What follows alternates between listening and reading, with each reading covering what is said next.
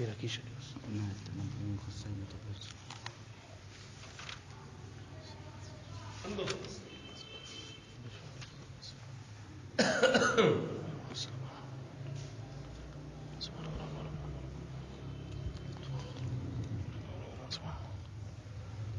أعوذ بالله من الشيطان الرجيم بسم الله الرحمن الرحيم يا أيها الذين آمنوا اتقوا الله حق تقاته ولا تموتن إلا وأنتم مسلمون واعتصموا بحبل الله جميعا ولا تفرقوا واذكروا نعمة الله عليكم إذ كنتم أعداء فألف بين قلوبكم فأصبحتم بنعمته إخوانا وكنتم على شفا حفرة من النار فأنقذكم منها كذلك يبين الله لكم آياته لعلكم تهتدون صدق الله مولانا العظيم. अल्लाह तबारक व तआला मथिन आयतुनि में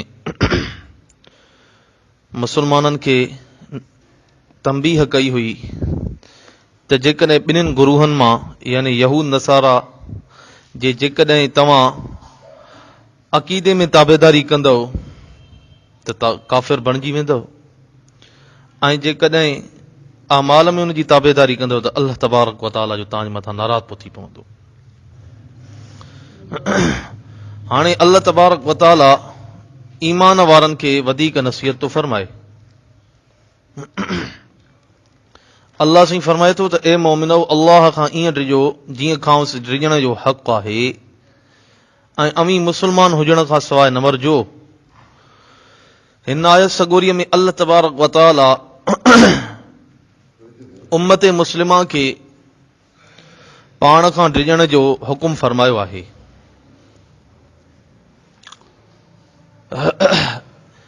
इहो तॾहिं थींदो जॾहिं इंसान ईमान में ऐं अमाल सालिहा ते कारबंद हुजे यानी उन ते इस्तिक़ामत हुजे. तक़वा जा कई दर्जात आहिनि. उन मां अदना दर्जो ही आहे त इंसान अल्लाह तबारक व तआला खे अकेलो करे मञे, अल्लाह सां शिरक न करे ऐं अक़ीदो उनजो सही हुजे ऐं शैतान जे विसविसन ऐं शैतान जी गुमराही खां बची पए. इहो अदना दर्जो आहे. जेकॾहिं इहो बि जेकॾहिं नथसि नसीब त निजात मुमकिन न आहे. ऐं वॾो दर्जो ही आहे त इंसान अल्लाह तबारक व तआला जी ताबेदारी करे, इताअत करे ऐं अमाल हसना यानी नेक अमाल कंदो रहे, हत्ता के हराम खां बचे, हत्ता के मुश्तबिहात खां बि बचे, जेके मशकूक शयूं आहिनि इन्हनि खां बि बचे. इहो आहे हक़ तुक़ाती यानी अल्लाह तबारक व तआला जे जेको डिॼण जो हक़ आहे इहो इंसान पूरो कयो जॾहिं इन दर्जे ते पहुचंदो. ॿार सूरत अल्लाह तबारक व तआला अॻिते फरमायो आहे त वला तमूतुन्न इल्ला व अंतुम मुस्लिमून ऐं अमी मुस्लमान हुजण खां सवाइ न मरिजो.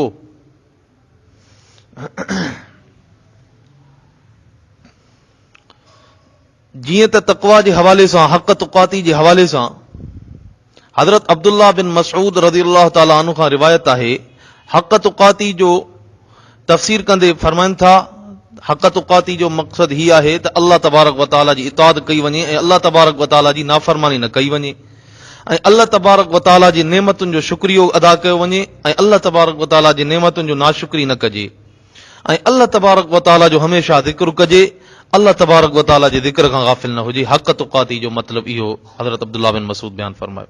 यानी अल्लाह तबारक व तआला खां जेको डिॼण जो हक़ आहे इहो इन्हनि शयुनि में आहे त जेकॾहिं इन्हनि शयुनि ते इंसान पाबंदी कंदो त इन ॼणो अल्लाह तबारक व तआला खां डिॼण जो हक़ अदा कयो. ऐं अल्लाह साईं अॻिते फरमाए थो वला तमूतुन्न इल्ला व अंतुम मुस्लिमून ऐं अमी मुस्लमान हुजण खां सवाइ न मरिजो.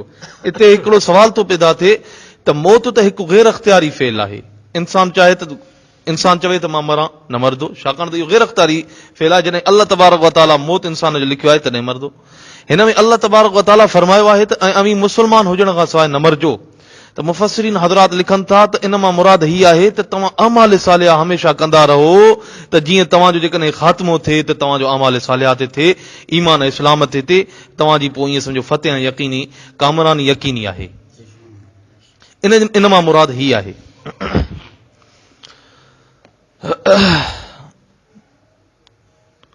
अल्लाह तबारक व तआला अॻिते फरमाए थो त ऐं अल्लाह जे रसीअ यानी क़ुर खे सभई चिबड़ी वठो ऐं दारो दार न थियो।